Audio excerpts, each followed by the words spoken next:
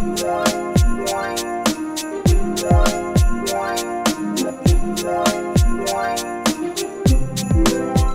to another episode of The Pickpocket. Here at The Pickpocket, we utilize the NBA category in the Fanduel app to help you win money. Be sure to follow us on Twitter and also be sure to subscribe to the channel if you haven't subscribed to the channel yet. And if you're new to the channel, be sure to read this particular page right here. Very important. Also, thank you. We reached 100 subs over the weekend. Small milestone, but it's a forward progress to us becoming bigger and better for you. And that's thanks to you. If you share, like, comment, retweet, or sub, we want to thank you. We do this for you. If you haven't subbed yet, join the family. We will continue to get better and improve. If you have any lineup categories you'd like us to see, let us know. Thank you, and we appreciate every bit of your support. Alright, mock lineup number 1. If you're new to the channel, feel free to use these mock lineups as a base. You can use 90% of the lineups and substitute players where you see fit. Holiday is a great pick for this game. This will be a good game start to finish. The point guard matchup will be good on both sides. Anticipate a great game from both. Ish Smith may see good minutes again, the value player that does little things to provide solid FDP. Bledsoe is facing his old team. He's been playing really well lately and he gets a lot of usage. Sneaky good pick. Kevin Huerter is a good sleeper pick versus Dallas. Dallas isn't playing too well right now, and Huerter plays good minutes. Keldon Johnson has been doing well lately. He's back to being a good cheap option. Enjoy him while he's cheap. There is no LaMarcus Aldridge either. He's not playing. Eric Gordon should benefit from Wall being out. Jason Tatum is coming off a solid performance last night. Sacramento ranks low in fantasy points allows to power forwards. Lauri Markkanen has gotten better each game. Grab him while he's not ridiculously priced. Embiid versus Charlotte. Look for another MVP performance. Hitter per position lineup.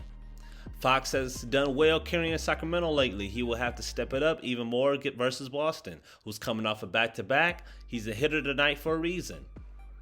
Reggie Jackson continues that good value option for the Clippers. They play Cleveland off a back-to-back. The Stars might be furious and go off, but a 10-game night calls for value players in what might be a blowout. Tim Hardaway has started to come along for Dallas. Atlanta is known for giving fantasy points to shooting guards. He's gotten more aggressive and remains cheap. Tobias Harris is a hitter here. Again, the third option for Philly. They will be in a dogfight. Fortunately, Harris provides FDP with more than scoring buckets. Duncan Robinson was playing Washington. He's playing Washington. We always want you to have someone versus Washington because they have the highest chance of performing well. Washington's defense is atrocious. Again, Giannis is a machine. Enough said. No need going on with him. Daniel Theis is a filler and the best option at that price. Jakob Poeltl is in a unique situation. Minnesota has allowed so much FDP lately, and there's no Aldridge. He'll sponge a lot of his minutes and stats. Two most expensive lineup, you got Luka and you got Giannis is the most expensive. Luka has underperformed his salary lately. He's played well, but not 11.5K well. However, Atlanta might be the remedy. DeJounte Murray, like Keldon Johnson, is consistent and aggressive in how they get their FDP. He's a rebounding guard, so expect the absence of Aldridge to increase an already good number. Tyrese Halliburton, overhealed for this late game, cheaper and not such a roller coaster of FDP performances. Alexander Walker, not our favorite pick, but could sneak Phoenix for 20 plus FDP. We like his minute situation. Miles Bridges is making an appearance because no PJ Washington tonight. Now, understand, if he somehow sucks, he may go into the pocket for a while. Ibaka. Serge Ibaka is like Reggie Jackson. Good value for good production. Player per game lineup. Ben Simmons has burnt us when we pick him, and when we don't pick him, he burns us for not picking him. Tonight, we'd like him to perform well. Charlotte would try and play at a high pace, and that's perfect for Ben Simmons. Expect stats across the board. We love CP3 versus Lonzo Ball. Ball has been playing really well lately, but Chris Paul is on another level lately too, with and without Brooker. Tyler Hero is in here assuming he's playing. He, Butler, and Bam are likely to be the highest FDB players versus Washington. Excuse me. Daniel House has been playing well in his minutes lately. Wall's absence should increase his minutes in FDP. Sabonis versus Milwaukee might be a bad matchup. Consider this. Cody Zeller had 30 plus FDP versus Milwaukee. Sabonis will have to get his numbers to prevent a blowout. Porzingis returned to form after slumping last game. Atlanta won't have answers unless he's just off.